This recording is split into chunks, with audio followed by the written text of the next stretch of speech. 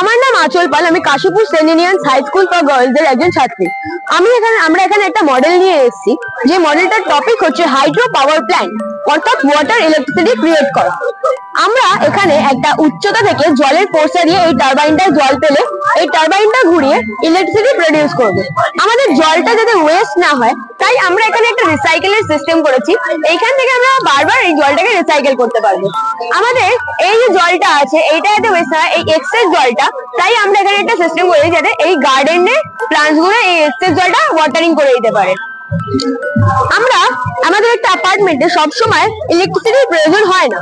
আমাদের যখন ইলেকট্রিসিটির প্রয়োজন হয় বা যখন আমাদের লোডশেডিং হয় তখন আমরা সুইচটা অন করে এখানে ইলেকট্রিসিটি আনতে পারবো। আর যখন আমাদের প্রয়োজন হয় না তখন আমরা সুইচটাকে অফ করে দেবো। তুই বল।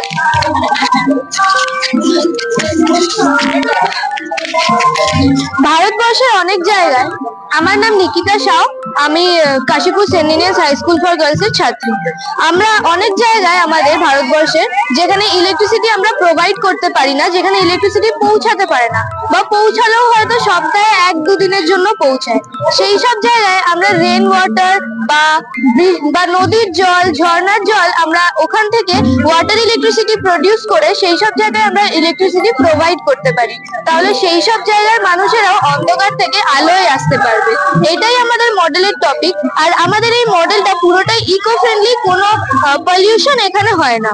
আমাদের মডেলের এই যে এটা আছে, আমাদের মডেলটা যেটা করার আছে ওইটা ওইখানকার যেখানে ইলেকট্রিসিটি পৌঁছায়নি ওখানকার মানুষেরা যদি কিছু কিছু টাকা ইনভেস্ট করে আর গভর্নমেন্ট যদি একটু তাদের হেল্প করে তাহলে ওইখানেও আমরা ইলেকট্রিসিটি প্রডিউস করতে পারবো।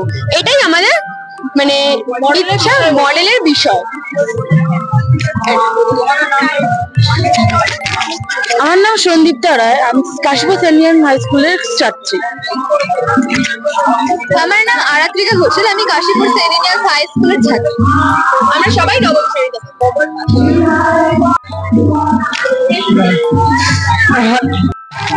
সমিত শাহ, সৌর সাগর বিদ্যালয়ের আমি হিউম্যানিটিস বিভাগের ছাত্র এবং আজকে আমার এখানে প্রেজেন্ট করতে চলেছে আগ্নেয়গিরি। আমরা কম বেশি সবাই আগ্নেয়গিরির ব্যাপারে জানি, কিন্তু আগ্নেয়গিরি অনেক হয়, যেমন হচ্ছে সক্রিয় আগ্নেয়গিরি, একটা হচ্ছে মৃত আগ্নেয়গিরি, একটা হচ্ছে সুপ্ত আগ্নেয়গিরি। তো সুপ্ত আগ্নেয়গিরি হচ্ছে সব থেকে খতরনাক আগ্নেয়গিরি, বিপজ্জনক আগ্নেয়গিরি। প্রথমে আমরা সক্রিয় আগ্নেয়গিরির ব্যাপারে আলোচনা করি। তো সক্রিয় আগ্নেয়গিরি হচ্ছে যেই আগ্নেয়গিরিগুলি অবিরাম ভাবে বিস্ফোরিত হয়, সেগুলো হচ্ছে সক্রিয় আগ্নেয়গিরি। যেমন আমাদের ভারতের অন্তর্গত ব্যারেল, যেটা হচ্ছে দক্ষিণ এশিয়ার একমাত্র সক্রিয় আগ্নেয়গিরি। আর তারপরে হচ্ছে সুপ্ত আগ্নেয়গিরি, যে আগ্নেয়গিরিগুলি অনেক বছর নিস্তব্ধ থাকে, তারপরে আবার ওটা বিস্ফোরিত হয় এবং হঠাৎই বিস্ফোরিত হয় এবং খুবই বিপজ্জনক ভাবে বিস্ফোরিত হয়। সেটা হচ্ছে আমাদের সুপ্ত আগ্নেয়গিরি। যেমন আমাদের সবার পরিচিত জাপানের ফুজিয়ামা খুবই একটা বিখ্যাত সুপ্ত আগ্নেয়গিরির উদাহরণ। তারপরে হচ্ছে মৃত আগ্নেয়গিরি, যেই আগ্নেয়গিরি একবার বিস্ফোরিত হওয়ার পর এরপরে সেটা সম্ভাবনা নেই বিস্ফোরণ হয়, মানে মৃত্যু ঘটে গেছে আগ্নেয়গিরিটা, সেটা হচ্ছে মৃত আগ্নেয়গিরি। যেমন হচ্ছে আমাদের মায়ানমারের পোপো। আর স্যার যদি আমরা ধরি পুরো মহাবিশ্বে 100% যদি ধরি আগ্নেয়গিরি, তার 70% প্রশান্ত মহাসাগরের অন্তর্বলয়ের মধ্যে অন্তর্গত। আর স্যার এটা হচ্ছে প্রশান্ত মহাসাগরের আগ্নেয় বলয়ের মধ্যে অন্তর্গত। আর এটা হচ্ছে প্রধান জ্বালামুখ। এখান থেকে বিভিন্ন রকম বিষাক্ত গ্যাস নির্গত হয়, যেমন কার্বন মনোক্সাইড, লাভা, মানে গ্যাসের মধ্যে পড়ছে কার্বন মনোক্সাইড, সালফার ডাইঅক্সাইড, বিভিন্ন রকম গ্যাসীয়।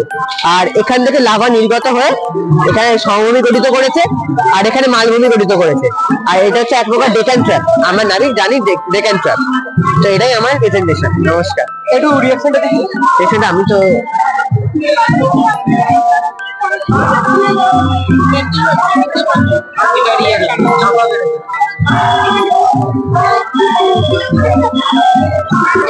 হবে তো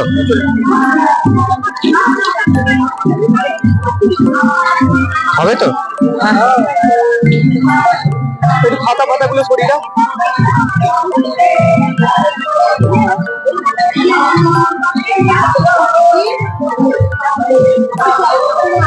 যে রিঅ্যাকশনটা ছিল সেই কেন নিয়ে গেল? আরো টাইম লাগবে হয়তো।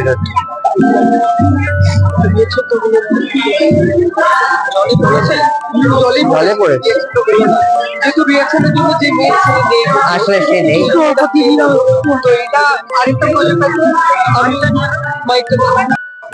আমি হচ্ছে বিশ্বনাথ সেন, আমি শৈলেন্দ্র সরকারের তরফ থেকে ক্লাস 11 এর ছাত্র অটোমোবাইলের। তো এটা হচ্ছে আমাদের project wifi controlled eco friendly গাড়ি, যে আমরা অ্যামাজন, ফ্লিপকার্ট এগুলোর যে ডেলিভারি টাইম গুলো ফাস্ট করার জন্য বা মেডিসিনে যে রাতের বেলা অনেকে মেডিসিন অর্ডার দেয় সেগুলোকে আরো তাড়াতাড়ি পৌঁছানোর জন্য আমরা এই গাড়িগুলো, তো এই গাড়ি তৈরি হয়েছে আমাদের মেন মাদারবোর্ড ইউজ করা হয়েছে ESP8266 নট MCU বোর্ড। আর এখানে চারটে মোটরকে কন্ট্রোল করার জন্য L298 motor controller driver use করা হয়েছে। আর এখানে পাওয়ার হিসেবে ইউজ হচ্ছে 12 ভোল্ট লিথিয়াম ব্যাটারি প্যাক। এটা আমাদের ওয়ার্কিং মডেল।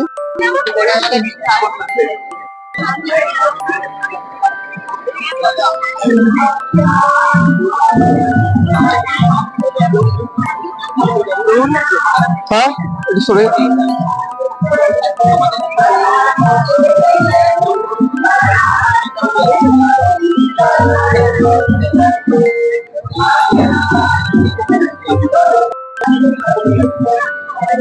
একটু ডিসকানেক্ট।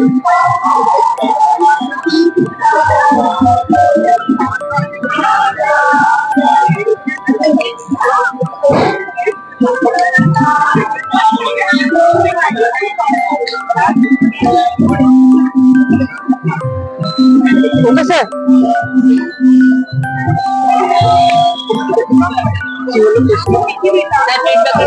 ফিডব্যাকটা দেবেন স্যার। দেবজিৎ প্রামাণিক। আর নমস্কার, আমার নাম বিজয় দাস। আমরা SSPS বিদ্যালয় থেকে এসেছি। আমাদের চার্জিং প্রজেক্ট। এই যে অনেক সময় হয় না যে এই যে আমাদের বাড়িতে বাইরে যে এই যে লাইট জ্বালানো অনেক সময় ঝগড়াই হয়। এবার কোনো কারণে কি হয়েছে, আমাদের মা বা ঠাকুমা লাইট জ্বালাতে ভুলে গেছে। তাহলে ধরুন এই দিকটা আমাদের লাইটটা কিন্তু পুরোপুরি রাতে ভুলে গেছে, তাহলে এই দিকটা পুরো অন্ধকার। এবার এখানে আমি পড়াশোনা করে এলাম, তখন কি হচ্ছে এই দিকটা তো কুকুর বিড়াল তো বসে থাকতেই পারে, আমরা তো জানি না। এবার কি হচ্ছে, আমি এখান থেকে এলাম, আমার গায়ে ফোন করে আমি ওদের গায়ে বাড়িয়ে দিলাম। ওরা কি হলো, আমার উপর ট্যাক করে কামড়ে উঠলো। এখানে তো চোর থাকতেই পারে, যেখানে চুরি করবে। এর ফলে তো আমাদের বাড়িতে নানা রকম ঝগড়া অশান্তি তৈরি হয়। এছাড়াও হয় যে কোনো কারণে বাড়ির বাইরে লাইট জ্বালালেও নেভাতে ভুলে যায়। এর ফলে কি হচ্ছে যে আমাদের বাড়ির বাইরে যখন আমরা চোখে দেখছি তখন কি হচ্ছে বন্ধ, কিছু হবে না, কিন্তু অকারণে কারেন্টের বিলও উঠছে। এই ধরনের ঘটনা যাতে না ঘটে ওর জন্য আমরা এই প্রজেক্টটা বানিয়েছি। এবার আমরা একটু প্র্যাকটিক্যাল করে বোঝাচ্ছি।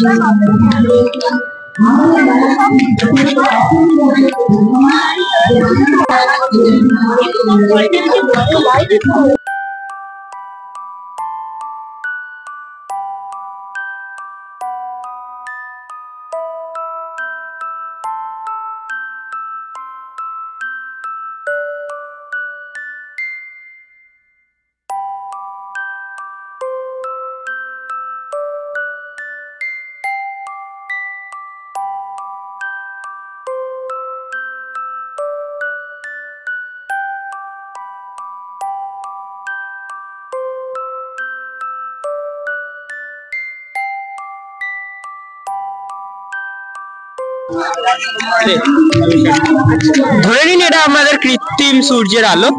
এটা যখন আমাদের সূর্যের আলোটা পড়ছে তখন আমাদের এই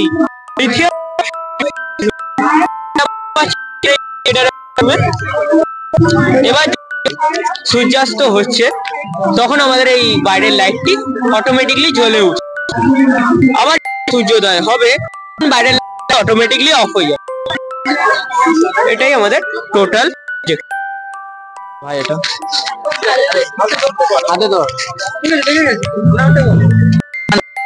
আমি দেশবন্ধু বিদ্যাপীঠ স্কুলের ছাত্র। এখানে মডেল আছে, মডেল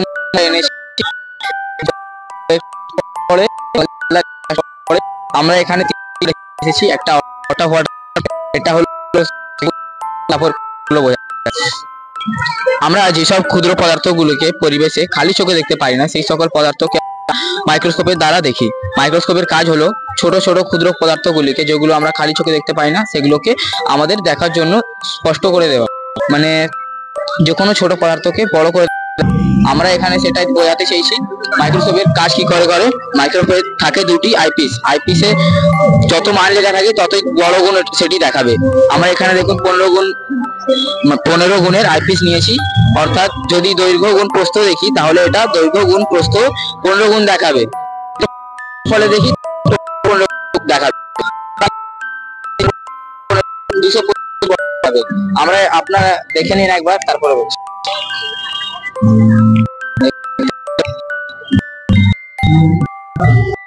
আছে এর মূল আছে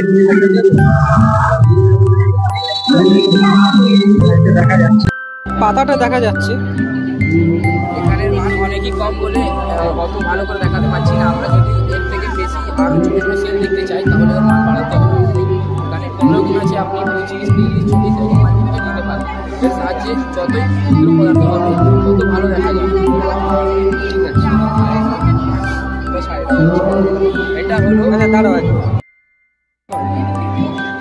পরিবেশে অনেক দূষণ হচ্ছে, সেই জন্য আমরা এখানে অনেক জিনিসগুলো দূষিত হওয়ার হাত থেকে বাঁচিয়ে এখানে অর্থাৎ আমাদের বাড়িতে যেসব ব্যাটারিগুলো থাকে সেগুলো পুরোপুরি ব্যবহার করার পর আমরা সেটা ফেলে দিই।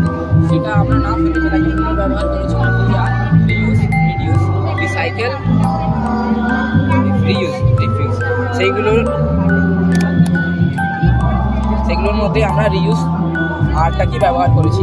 এখানে আমরা টোটাল 8টি ব্যাটারি নিয়েছি। 8টি ব্যাটারি কাটার পর ভেতরে জিঙ্ক আর কপারটাকে নিয়েছি। এখানে আমি বার করে দেখাতে পারি, এটা দেখে নিন।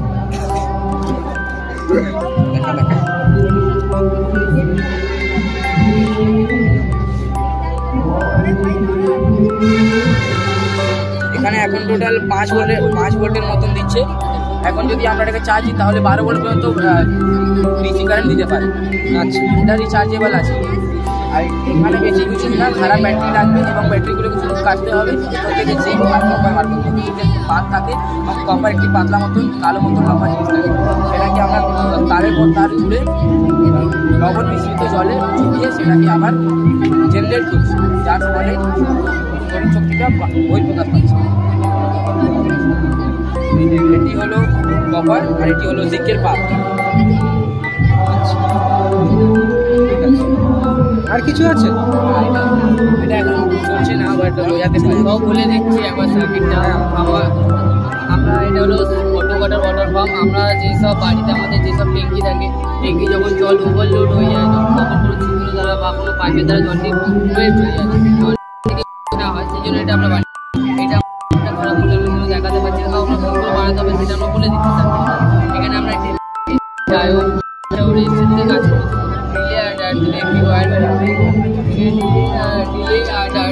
রিলে আর ডায়োড থেকে একটি ওয়্যার বেরাবে, সেটি যাবে মোটরের সঙ্গে যুক্ত হবে।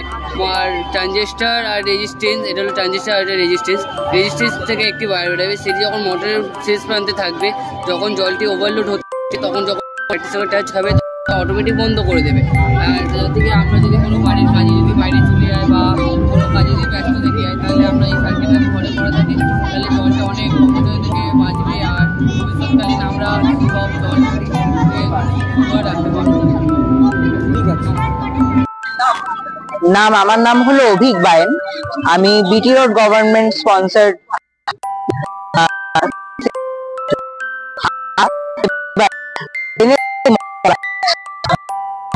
হলো এক রকমের নিউক্লিক অ্যাসিড, যা মানবদেহের প্রতিটি কোষেই বর্তমান।